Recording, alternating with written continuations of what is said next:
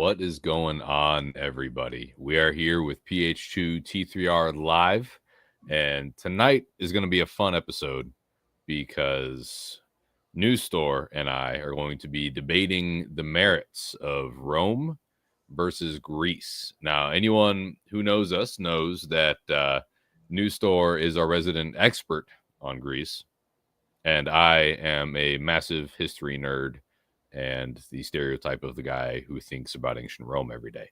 So it's going to be a fun conversation. And specifically, we're going to be focusing on who had the greatest influence on Western culture. And we'll do our best to prevent this from following the historical tradition of Romans and Greeks just calling each other gay. So, except the twist will be who's defending which side. Yeah, exactly.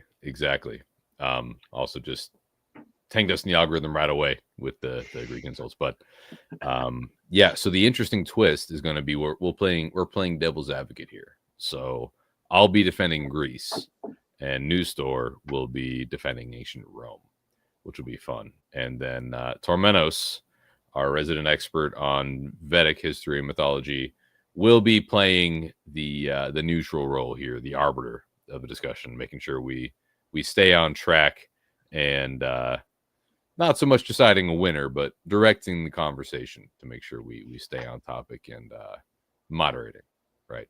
So, I'll butt in every now and then. Please do. So, News Store, how about you give us your opening argument? Because we're both walking into this totally unprepared, just winging it. Sure. So I'll do my best to defend Rome. So it is very easy to look back at Rome and say the Romans were influenced by the Greeks. Everything good you could say about Rome had some sort of preface, some opening prologue in Greece. Everything good from Rome came from Greece. But when you look at how, and particularly their religion, but when you look at how Rome ran its empire, when you look at how it ran its society, the way that its mode of religious and cultural imperialism, how it welcomed in other cultures into the pantheon, the addition of Mars and Jupiter and these other Greek gods that were Romanized into the pantheon suddenly strikes us by relation to the other religions in the area as perhaps something superfluous, that it was giving a polite nod to Greece, but was in fact remaining itself, even with this addition to it. And there's something of a model for Western. I have to be very careful here because this word tolerance has become very abused in recent years. But there's a kind of competitive welcoming attitude that we see in Rome that predated Europe and the rest of Western culture that I think anticipates it and which we see continued on today. And this was not a feature of Greek religion. Greek religion is sort of hard to put a finger on. You have, on the one hand, you have mystical math nerds in one area, and then you have this strange, mysterious Eleusinian mysteries cult over here, and then you have various hero cults dotting the landscape of different places that all have a similar structure, but they disagree on all the details on everything. And most of what we see in Greece is arguments about extremes and a need for coherency and making it make sense at like a mathematical level that led to such travesties as like Athenian democracy or outright tyranny. This was not the model of the United States. What we see modeled in the United States is something much closer to the Roman Republic. What we see in the model of the American citizen and the Western citizen is the Roman citizen. And we didn't even need the Renaissance and the Enlightenment to refresh our memories about Rome Greece in the 17th century to revitalize these ideas, because the antecedents to these notions of Roman citizenship and law already existed in Europe. Guess where they were inherited from? Not all of it was Proto-Germanic culture. A lot of it came from the Romans in the 1st, 2nd, 3rd century AD, if not even earlier than that. The influence of Greece on our culture has been largely ideological. And the nature of that influence is often to retroactively take credit for things that would have existed regardless. But the influence of Rome was material. It influenced our architecture. It influenced how we fight war. It influenced how we think about and relate to other people, and influenced how we think about empire, for better and for worse. And the influence of Rome didn't end with the fall of the Western Republic. We still had the Byzantine Empire, which was Roman, which went on for another 1,000 years. It's the longest running empire in all of history. It's a good model, better than anything given by the Greeks, and it's one we have most closely emulated in our civic society, in our culture, in our notions of the citizen, and in its own sort of unstated energy, rather than the need to like verbally capture everything and describe everything in that Greek semi-autistic manner. We've captured the Roman energy about what the good life looks like, which we see in our cities like Cincinnati, every much as we see in the Greek influence at like Philadelphia. I would say Cincinnati is perhaps a better model than Athens for the citizen. So I'll leave it there, and we'll let Druvor speak, and then we'll go from there. All right. So you hit on a lot there, and I'm going to kind of frame my opening statement on the order and direction that you followed with yours. So in the historical context, it's important to remember that well prior to the Roman Empire were the Greek empires of both Athens and Sparta specifically. And I'm going to steer away from arguing on the religious point, largely because of the points you made as far as Roman society being or Roman religion being parallel to the Greek, but also very accepting and integrating, especially as time went on later into the imperial age, of all different religions, right? And saying that, hey, we conquered you. You can practice your religion as long as you pay homage to our gods and primarily the emperor, right? So I want to avoid the religious argument, because you even said Rome's influence was more so material than religious. So focusing in on the material influence and the material aspect. So there's archaeological finds going back in Italy prior to Rome being established, specifically looking at Alba Longa.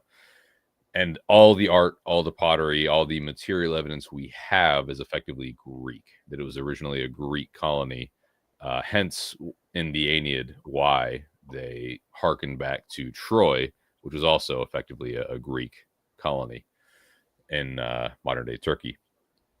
There's also Carthage, which was also a Greek or Phoenician, but effectively Greek society, a Greek colony. And then the cultural colonization of the entire Mediterranean by the Greeks, as far west as Spain and Western North Africa. So the material influence of the Greeks predates the Roman Empire even arising, right?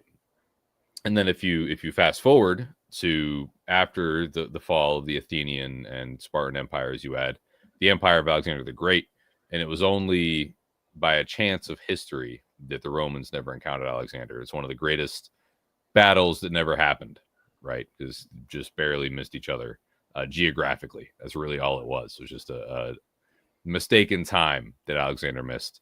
And Alexander was Macedonian, who was Greek, who had a tremendous influence on not only parts of the West where he went, but primarily the East, where he conquered, going as far as India, spreading cultural influence. And while he took on a lot of aspects of the East, he also spread the culture of the Greeks, especially in warfighting, to those other places and other cultures. After Alexander was Pyrrhus, who did fight the Romans and did a lot of damage on the Romans, hence the term Pyrrhic victory, because he was victorious, but he lost many, many men in the process of that victory, right? Which taught the Romans valuable lessons in warfighting. They learned a lot from Pyrrhus in how to fight. Therefore, being another aspect of Greek influence on Roman culture. Fast forwarding to the Punic Wars with Carthage, again, Carthage being effectively a Greek colony, you had Hannibal going into Italy from Spain. And again, the Romans had to adapt and learn from Hannibal's tactics to improve themselves, thereby adapting to Greek methods of warfighting. Now, obviously, Rome eventually conquered Greece. Greeks fell in terms of global prominence, or at least European prominence. But fast forward to the Byzantine Empire. That's an interesting topic, because while they considered themselves Roman, they were considered by the rest of the world to be Greek. And the Orthodox religion that later rose and maintained prominence in the Eastern Empire is Greek or Eastern Orthodoxy, where the common tongue of the liturgy is Greek. So the even then, the Romans, as they persisted culturally, were at their core Greek. And it was a massive point of conflict going forward between the Greek side of the Byzantine Empire, and then later as the Western Empire and the popes tried to influence the Byzantine side of the empire. It was a giant conflict. They called them Latins, right? Even though they considered themselves Romans, they still derisively called the Catholics Latins because of that cultural conflict. So the continuity of the Roman Empire was really Greek. Now, if we're talking about fast forwarding from there, the ultimate influence going beyond the Justinian Code and how that affected civil law, right? The civil law of the majority of Europe, majority of the West, is Greek in origin, as Justinian and Byzantine was all Greek in origin. If we fast forward to our common law tradition in the United States, while ideologically you could say that the founding fathers based a lot of their beliefs and the structure of the government on the Roman tradition, the actual core of common law comes from a deep reverence that the English had, especially in the 16th and 17th centuries, when the idea of the rights of the Englishmen were really gaining prominence, came from a fascination that the English had with Greek classicism. That was something that was rising in popularity to the point where later on in the 19th century, when the Greeks would fight for independence from the Ottomans, they had massive backing from the English and the British Empire. Not the empire themselves as a state, but from very, very wealthy donors and supporters in the British Empire in England that supported the Greek fight for independence from the Ottomans out of that respect and homage they paid. So it could be argued, and here I will argue, that our heritage in common law, which is the entire system of law that we follow outside of Louisiana, stems from obviously the English tradition, which pays homage to the Greek tradition. That was the inspiration for the rights of Englishmen, was the Athenian concept of democracy. That's where the parliamentarian system comes from. So even though in writing we hail back to Roman structures of government, in reality and practice and the common law that we actually follow, we are Greek culturally, which again, Europe all follows the civil law, right? Which is considered a Roman tradition. We follow the common law, which was inspired by Athenian democracy. So I'll close it out there as kind of, I tried to hit everything you said and followed the path of logic there. Sure. But again, avoiding the religious side of things and focusing on the material influence that was at, and cultural influence the Greeks actually had on the Western world. Well, so go ahead, Thomas. Do you have an immediate counter argument for him? Well, yes. Of course he does. He's the professional debater. Well, I mean, the first point is the idea that Troy was Greek. There wasn't really a concept of Greece as a single nation at the time of the Trojan War. The idea of Greece rose from the alliance of the Achaeans, who were the adversaries of Troy. It was the Greeks versus Troy. Troy was the one participant in that many-sided, complicated story. I hate even using that word now. That was not Greek. You know, they were the guys that the Greeks were fighting against. And what you have in Troy is the direct antecedent, of course, as you mentioned, of Rome. But you mentioned that many of these ideals, these civic ideals, come from Greece. I don't know enough to press you on the English common law originating in Greece, other than to express some doubt there. I wouldn't say originated; it was inspired, right? So it was a focus on revivalism in Greece and a inspiration by the Greeks that led to a lot of the development I think we had common law that predated the Enlightenment and that predated the Renaissance. That was the sort of refamiliarization. But insofar as the Mediterranean had an influence on the ideals of Europe, what we find at the root of the ideals of the knight, the European chivalry, are a set of models known as the Nine Worthies. And it's true that Alexander the Great was one of them. But the other two were pagans. There's 3 pagans, 3 Jews, and 3 Christians. We had one Greek, Alexander the Great, and we had 2 Romans.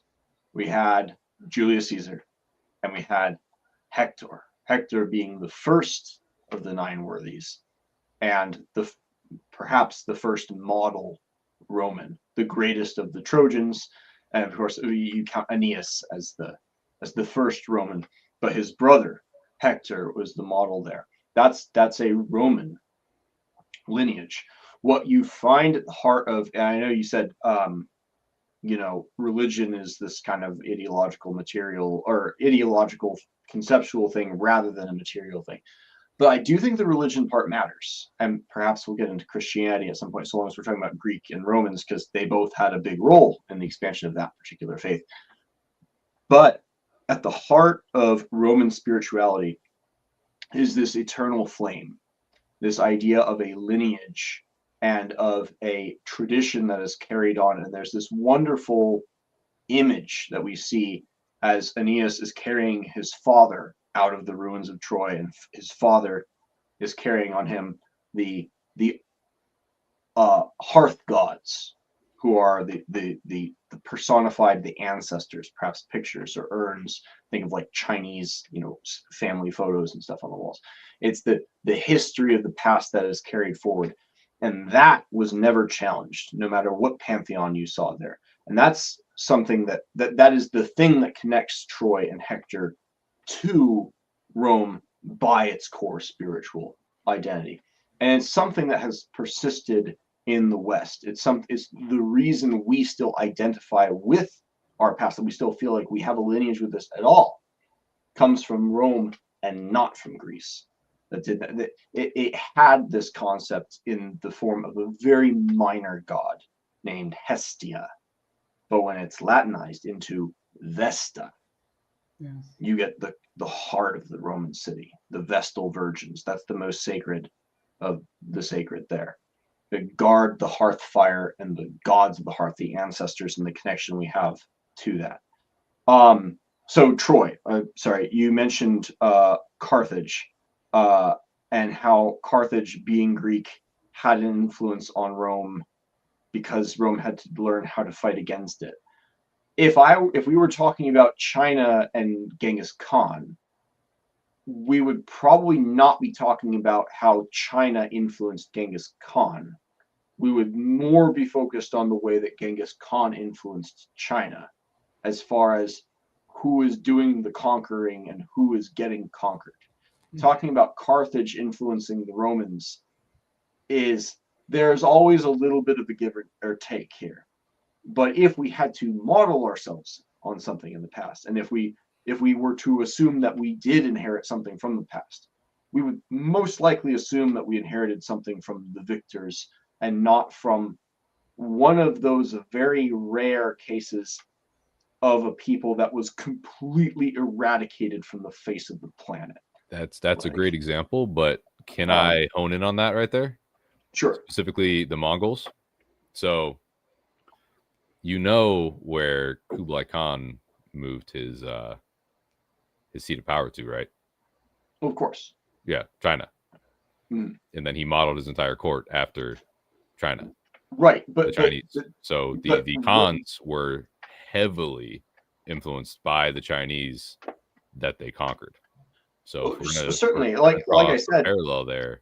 Like I said, there's always a give or take whenever we have these movements. There's always a combination. But if you look at the American government, for example, and I know there will be some project, 1684 or whatever the fuck name of people out there who will disagree. But when you look at the American government system and you compare and contrast, is like, well, is this more like the Sioux and Amerindian societies, or is it more like the English societies and the French societies? National identity and cultural identity has a lot more to do with the people than it has to do with the land they happen to be on. It's not magic dirt, right? As the saying goes. So when the Mongols come in, they're not like adapting to Chinese society. They're mostly torturing and raping and killing everybody. Now, that's not an absolute rule, and you brought up the example of Byzantium being more Greek, and there's a parallel we could look to say was when William the Conqueror came and took England with his Normans, French-speaking Vikings. Was England, therefore, did it become French because English changed to the point of being like half French at that point?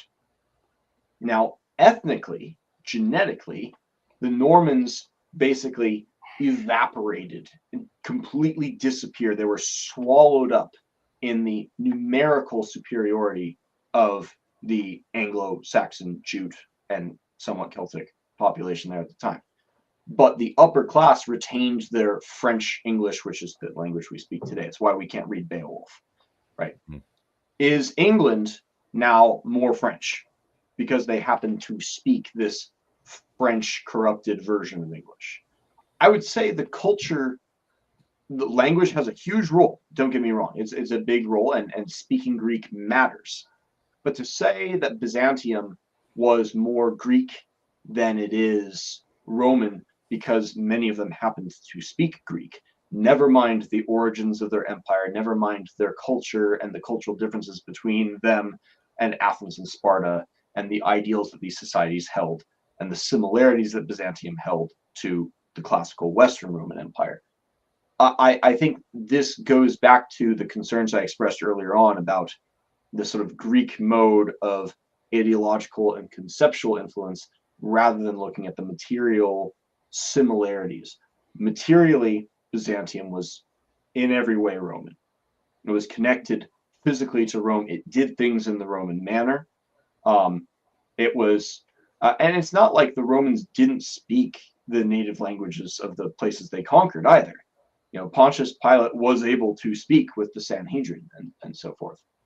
And as far as the English support for the Greeks against the Ottomans, we could do a very long list of all the places that England has helped or assisted in war with other places without Greek idealization involved at all.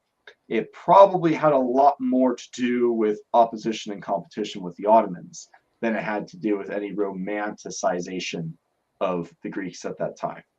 That just a hypothesis. But well, anyways. that's why I specified that it was the English people less the government, right? The government absolutely did have designs on global affairs, but supporting the Greeks against the Ottomans was actually bad for the English state because of the great game against Russia. They wanted the Ottomans as a bulwark against Russia in that great game, the Crimean War, and so on and so forth. But to circle back around to the idea of material versus cultural influence, going back to the English as a parallel with the Norman invasion, you mentioned how the Normans evaporated into English society, right? Yeah, genetically, not linguistically, but yes. Right. But in that analogy, the Normans would be the Romans and the English would be the Greeks, which is to say that in the end, culturally, it was the English that took in the French and adapted it to their culture. So if we're doing parallels there, again, going to Byzantium, ethnically, the Byzantines were all Greek. That's fair. And it's a clever comparison. All of these cases have echoes of likeness with other cases, but they're all also different and independent of each other in their own ways as well. I think the crucial question that we're trying to discuss here is like, which one was more influential and which one was better as an influence on the West as we describe it broadly today. And descriptively, there are all kinds of different metrics to say which one we can argue over the details of which one was more influential in this place. And it's like, well, this one is genetically more Italian, but they spoke Greek, or this other place is vice versa. But at the end of the day, what we're looking at are two different focuses, two different ideals that the citizen was striving for. The Greek was striving for an absolute ideal that was often expressed either mathematically or in a mystical Eleusinian manner, which is not to say they didn't have civic things, but they always took things to logical extremes, whether that's democracy or totalitarianism, as we saw in Sparta. That extremity as a byproduct of their logical mode of thinking is in contrast with the much more organic, much more material focus of Rome. And what we see in that essential difference is that what we have inherited that is good in the West has largely been Roman. The architectural and engineering accomplishments, the martial accomplishments, the civic ideals of the citizen that we've inherited more from Rome, I would say. Not that it didn't have its flaws, but we see in someone like Cicero something that is much more familiar to us, I think, than the ancient Athenians arguing in the marketplace. And it is, I think, good that Cicero is more familiar to us and that we are not lost in Aristophanes' clouds in the man, and not just philosophical clouds, but martial clouds too. The Spartans could take things to such an extreme in the other direction that we also run into problems. And we see this in various other iterations throughout Greece. So when we look at the essential differences, Rome was both more materially influential, broadly more linguistically influential, although I think there's some crossover there. Genetically, it might be a toss-up. But I don't think most of us care that much about the genetics. I think what we care about are the way of life and the civic ideals that we're seeking to emulate from these two peoples. And I think that Rome both had a greater influence, and the influence they had was better than the influence of Greece at this material level, regardless of the genetic or particular linguistic distributions we wound up with in different places. So I can't, because it's a material fact of history, I can't argue with the material influence that Rome had in terms of conquering the entire known Western world and physically compelling people to follow Roman law.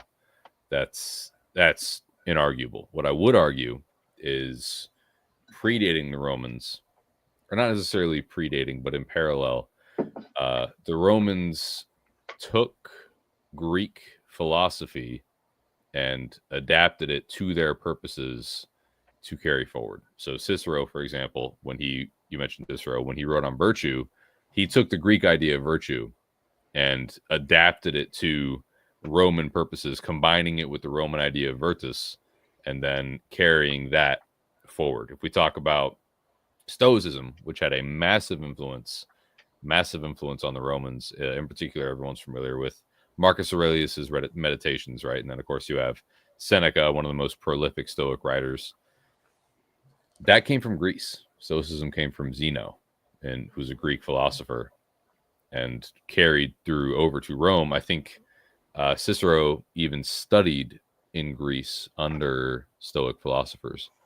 So the Greek influence on Rome, I would argue, tempered the Roman nature, because Rome, by its nature, was originally, even in their own history, when they go back to their ancient kings, starting with Romulus, were just a colony of barbarians, right? It wasn't until the grape of the Sabines that Rome even became a city necessarily, and that was purely by going out and capturing women and compelling them to marry them in Rome's own history, right?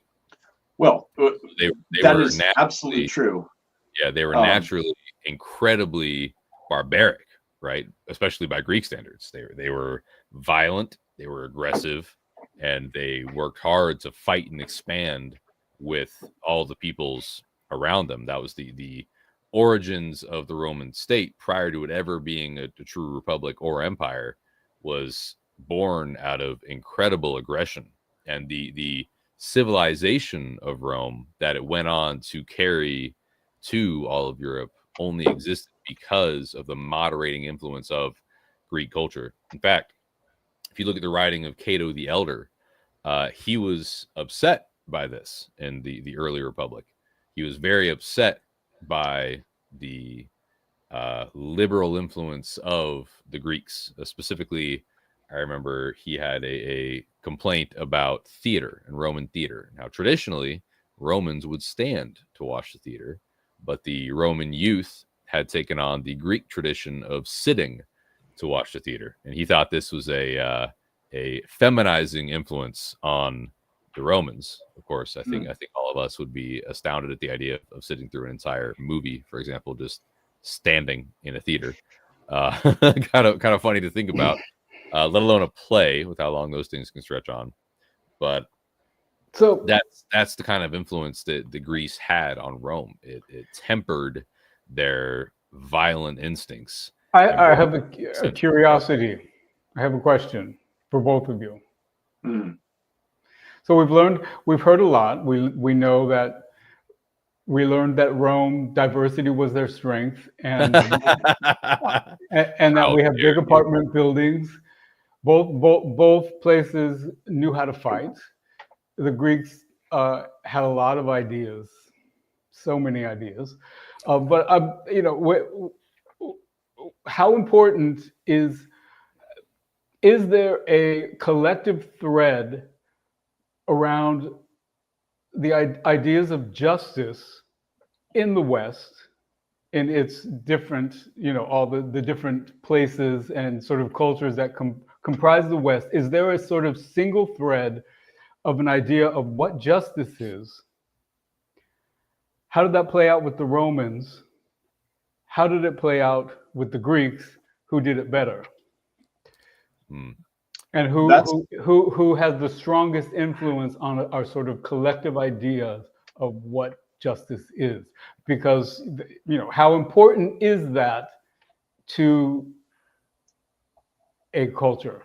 What's great To about this our culture. is I can refer to New Store's own writing. Well, I can allow me to use this justice concept as a segue to what Drew was just mentioning about the Greeks civilizing the Romans, and how the Greeks had these great civic ideals, whereas the Romans were these barbaric, Sabian, women raping barbarians. It depends a great deal on which Greeks you're comparing it to, because if you go back, instead of looking at the 5th century BC, and instead look at the 12th century BC, back to the time of Troy, for example, the Greeks were a motley crew of pastoral barbarians and pirates who were raiding other people and each other, and they were pirate kings, essentially. That's what Agamemnon was. That's what Odysseus was. They were raiders. And what you had in Troy was the civilized city, the city of horse tamers, where the women made linen. They had this great walled city. That Troy, the proto-Rome, was the civilized place at the time. And the barbarians were just able to overtake it by trickery. So you can find moments, and conversely, Rome at the peak of its republic, and even at certain points of its empire, reached levels of developed civilization that Greek never even approached, even in its golden years, which were pretty rough. The height of the Peloponnesian War might have created some of the best art and conversation, would not have necessarily been a fun time to live through. So there are points we can point to and say, oh, this is a civilized time, this was a barbaric time for this group or that group. But there was some reciprocal influence in all cases, and we can get into the philosophy stuff later. But I think it's important when we're talking about justice, because there are many different notions of justice, and the line between civilization and not is often the line between, can we magically make justice about something other than revenge? That seems to be about it. Because at the end of the day, that does seem to be what justice actually is. At the root of what we care about justice is, it's paying our debts. It's being rewarded for the good things you do, but it's mostly revenge. That's the urgent feeling behind our desire for justice. Both the Romans and the Greeks had a very strong sense of justice. The Greeks had one mode of taming it. I'm less familiar with the Romans, but their level of civilization itself sort of implies a degree of its successful replacement, probably by means, and perhaps Drew, you can correct me on this, of civic virtue. Nothing can't be overcome by just being a good citizen, and the state will have its revenge. They have their own courts and law system and so forth. Right. So Roman justice was very similar in structure to what we understand justice to be, in that you had lawyers advocating on behalf of clients, you had judges. I believe in some cases there were even juries, but Roman justice was also significantly more vengeance based, particularly in the early republic, but also later on in the empire. If the emperor decided that you were guilty, then you were guilty. And if the Praetorian Guard, is it?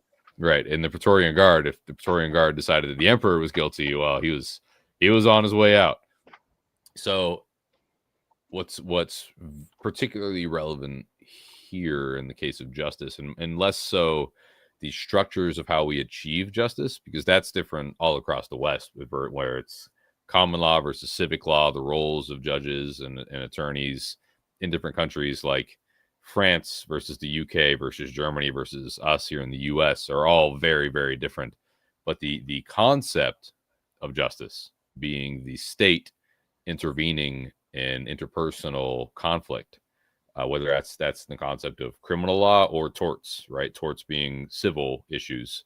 If someone commits a tort, which is rather than transgressing against the state, which would be a crime, a tort is transgressing against a fellow citizen, right? In which case you would then file a lawsuit to have justice enacted and have a judgment made by the state intervening in your interpersonal conflict. That whole concept is something you, News Store, have written extensively about in terms of the Greeks. The solution to the blood feud was Athena, correct? Intervening to prevent the Furies from coming in and enacting their own vengeance. Athena instigated the idea of a trial, of finding justice rather than revenge, where the role of a just state is to intervene between people to make sure that a neutral, fair, and the concept of fairness is huge here, resolution to interpersonal conflict. That way you don't end up with what we see in the Saga of the Volsungs and the Nibelgunlade, talking about the blood feuds that come from one injustice. Trojan War. Trojan War, exactly, leading to cascading vengeance, because in order to enact revenge, you have to kill someone's entire family to make sure that they don't get revenge on you. And then if one member of that family survives, then they have to come back and kill you. That's why prior to Athena coming to this resolution, Hector's kids had to be killed as well, not just him, right? There's some fun fictional renditions of the Odyssey, and one of those goes into the backstory of Odysseus's interpersonal conflict or personal internal conflict as he realizes he has to kill Hector's kids. But the point being, it was the Greek concept of justice that resolved the blood feud. And it's because of that concept of justice, regardless of the state apparatus surrounding how justice has come to, which it could be argued the Romans had the material influence there. Again, they're the ones who conquered most of Europe and the East, for that matter. The concept, the ideology behind why we pursued justice over blood feuds, why the Romans conquered the Germanic tribes and forced them to stop their blood feuds, was the Greek concept of justice. Well, I will encourage people to read Descending Odin's Throne, and look through not just the historical account of the replacement of the Furies and vengeance with this idea of good intentions, but all the way to the end to see, did it work? Did this foundational Greek idea of replacing justice with justice, how did that play out? I don't think my essay fully said it did. It had some positives and it had some negatives. But we have in history other notions, other what we might call civilizational formulas, other ways of resolving the blood feud in a manner that works and which doesn't hinge on Greek ideas. And we can look to India as an example of that. We can look to China as an example of that. We can look to Egypt as an example of that. And I think to add to that list, we could add Rome as well. Although Rome was influenced in many ways by Greece, as you mentioned, Cicero very kindly and very generously translated much of the great Greek philosophers into Latin so that, other Western minds could learn them, because most people hadn't heard of them at that time, including the Romans who had created Rome up to that point where Cicero began translating them. So the notion of justice and the resolution of these conflicts that Rome established seem to predate, I should say, not prey upon, to predate the philosophical Greek influence upon Roman society in general. The entertainment of Greek philosophy coming into Roman culture and high society at the time that it did might even be seen as a form of decadence, as a form of sort of a decline from the martial ideals of Rome's more energetic youth. And it might be taken as a sign that Rome was aging, not just physically, but spiritually, so to speak. Well, so people say art is culture and culture is art. So between the Greeks and the Romans, whose overall aesthetic is more prevalent and persists? Who did it better? Well, I will say some of the best Roman art is of Greek heroes. It's a pretty common theme. Heracles.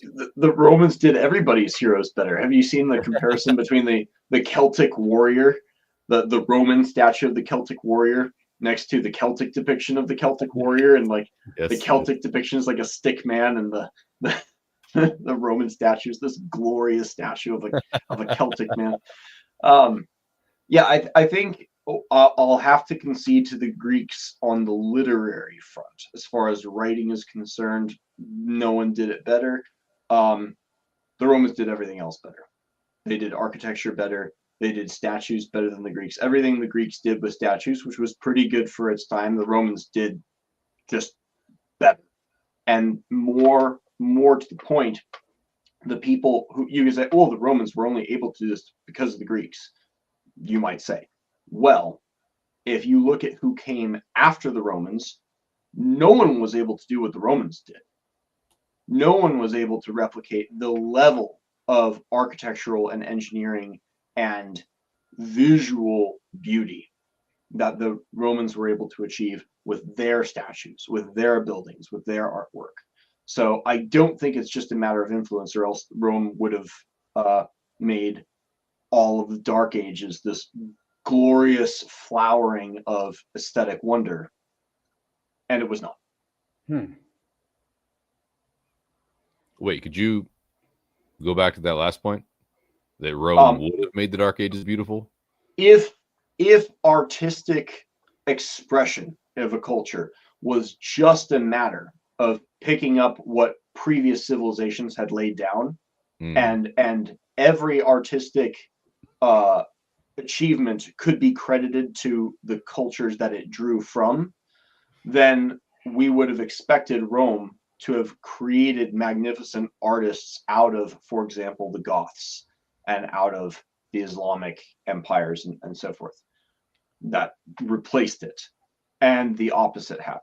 We had basically 1,000-year decline in aesthetic standards. And you look at like medieval paintings, and there's like lions with babies' heads and two-dimensional cats holding swords and all kinds of silliness going on. England seemed to be a very silly place, not necessarily in a bad way, but not in an artistically glorious way either. Many would say it's still a very silly place. Many would say. They would say they're not just the Knights of Camelot from Monty Python. But when you see the failure of most cultures, of most civilizations, to pick up what is within grasp and to expand upon it, then when you look at cultures that have done that, and the only people I can think of who did it as well as Rome was probably Japan. Japan did an extraordinary job of picking up a variety of Chinese ideas and expanding upon them in a unique way that still originated in China, but was developed further. Bonsai came from China. Karate came from China. Many of their architectural and artistic styles came from China, but they were made higher, were made more refined, were made more detailed in a variety of ways in Japan. In the same way, Rome didn't just pick up or hold what was around them within grasp. They improved it. And if Greece is so great, being able to improve upon what Greece put down is an accomplishment in its own right, I would say. and puts them above what the Greeks were able to do, especially if you look at Greek culture, through the Dark and Middle Ages, which is not. We don't need to talk about the Greek economy today, but there are other issues going on there. But I think Rome in the artistic domain, outside of literature, Rome takes all the cakes. Man, praising Rome and Japan in the same batch of sentences there. A man after my own heart. Peak white boy. I mean, what you need to defend Greece?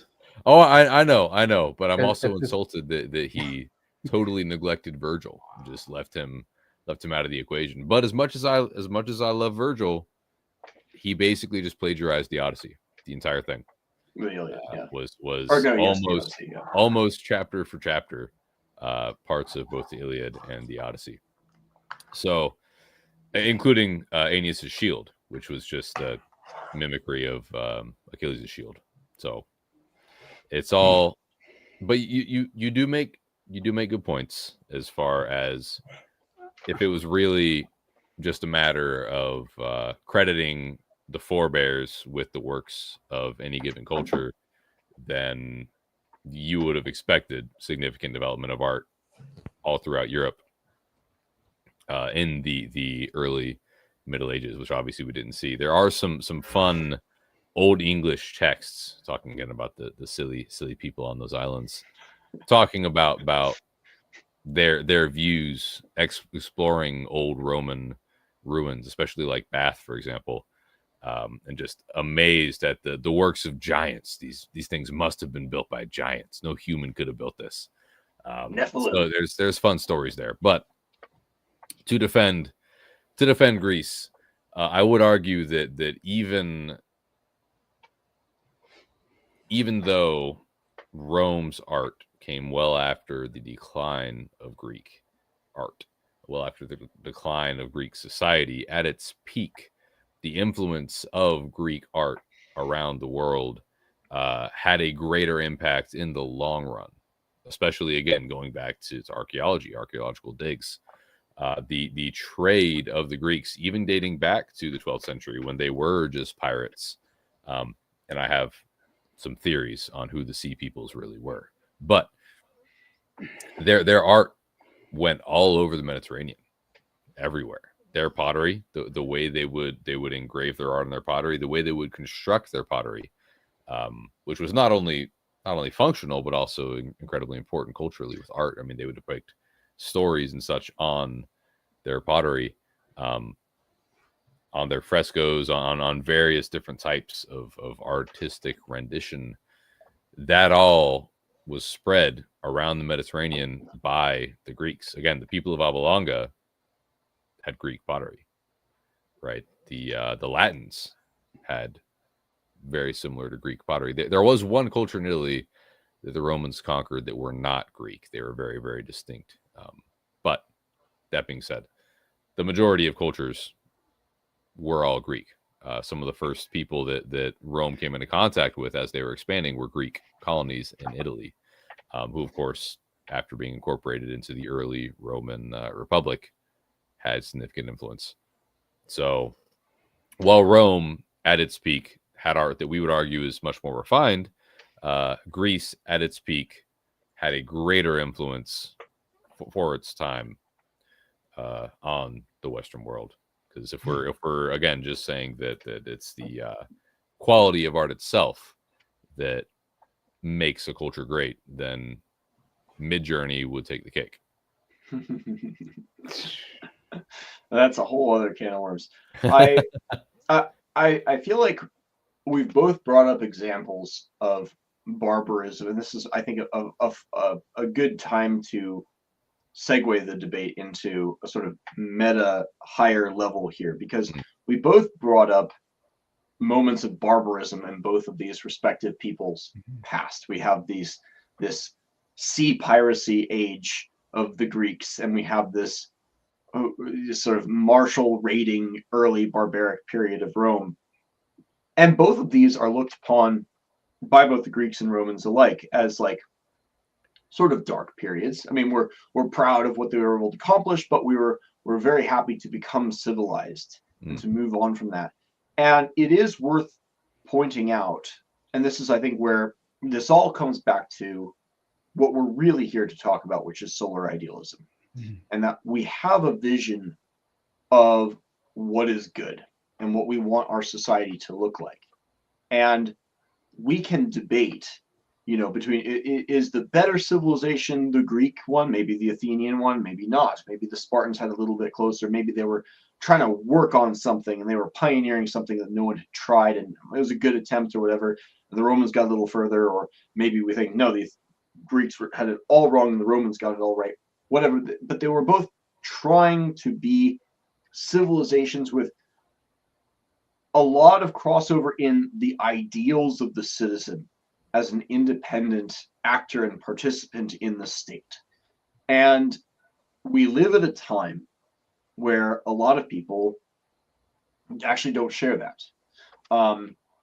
We've heard people say that the future political debate is not going to be between Republicans and Democrats, but between transhumanists and anarcho-primitivists. The former being, in some bad cases, anti-human completely, and the latter being anti-civilization at a fundamental level. And what,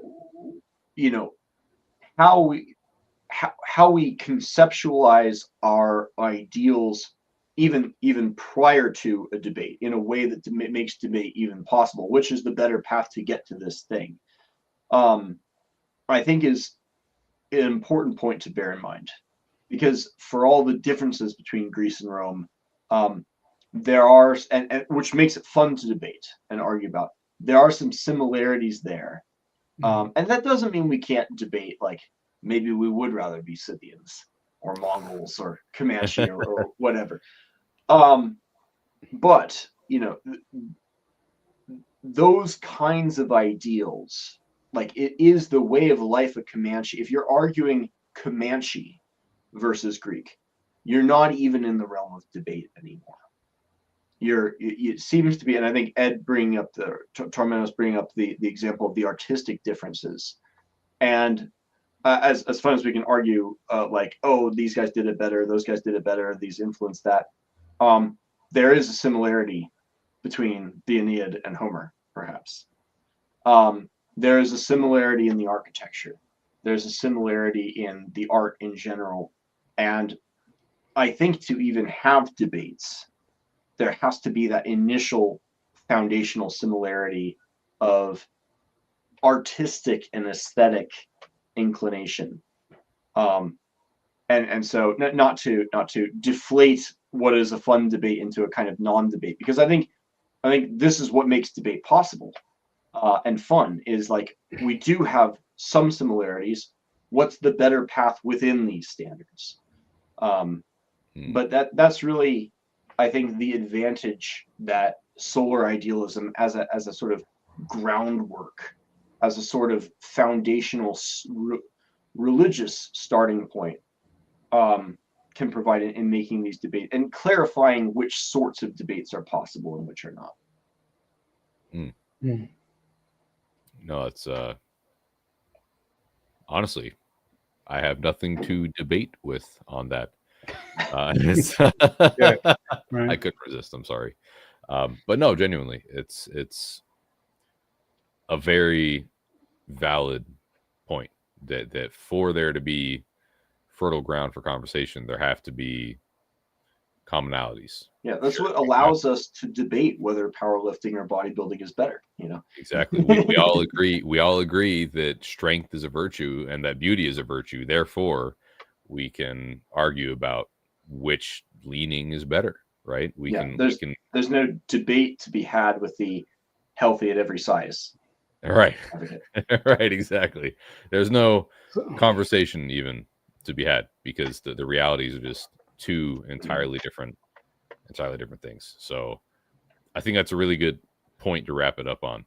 Is it would seem that it is both Greece and Rome that win the debate.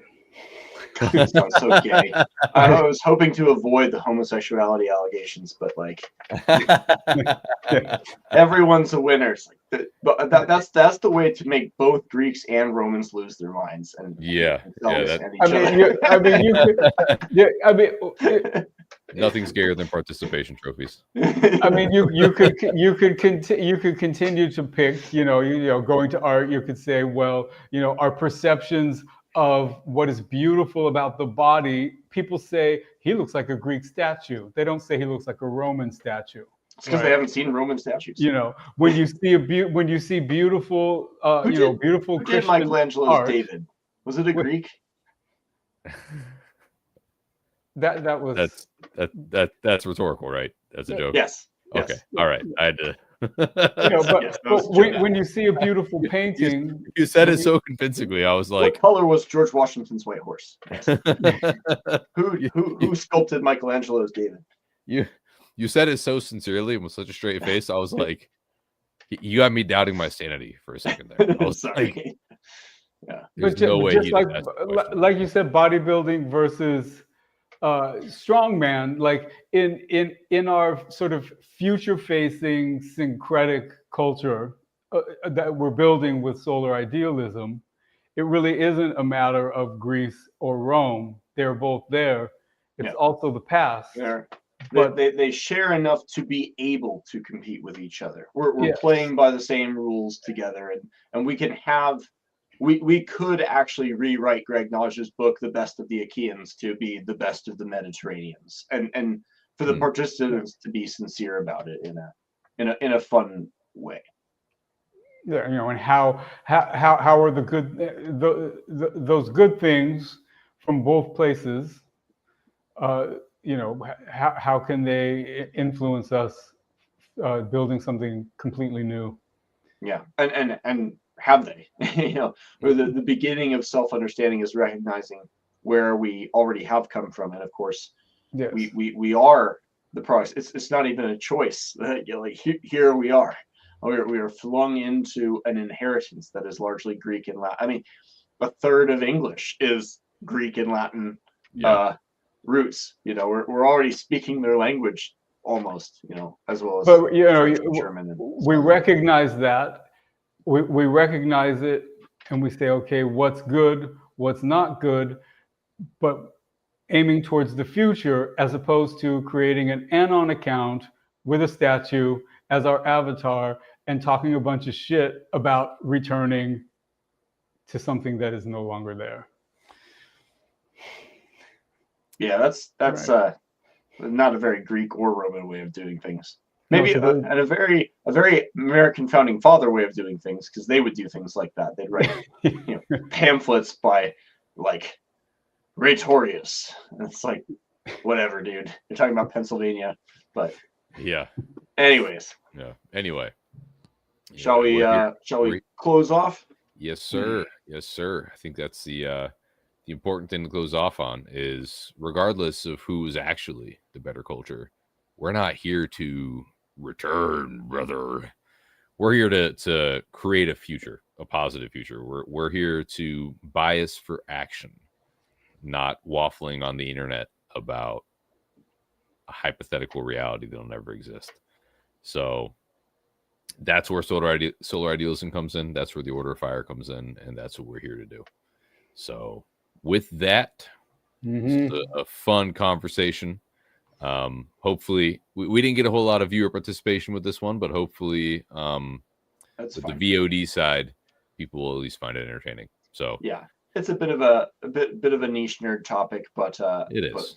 But it's a fun one, and it's valuable to think not just about these cultures, but about the meta context within which debate is possible, and there's so much criticism of debate that happens online from people who don't share these starting assumptions that it can be tempting to think debating is useless completely.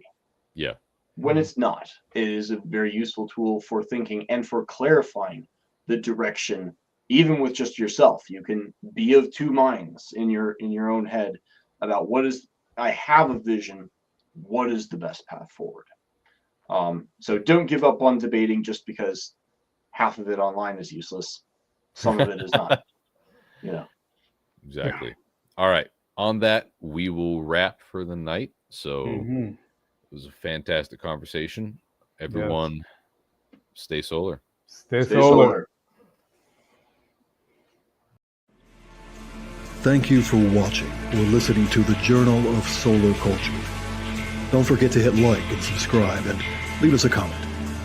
The first volume of our journal is available in paperback and now, finally, on Kindle. Pick it up in our store or on Amazon.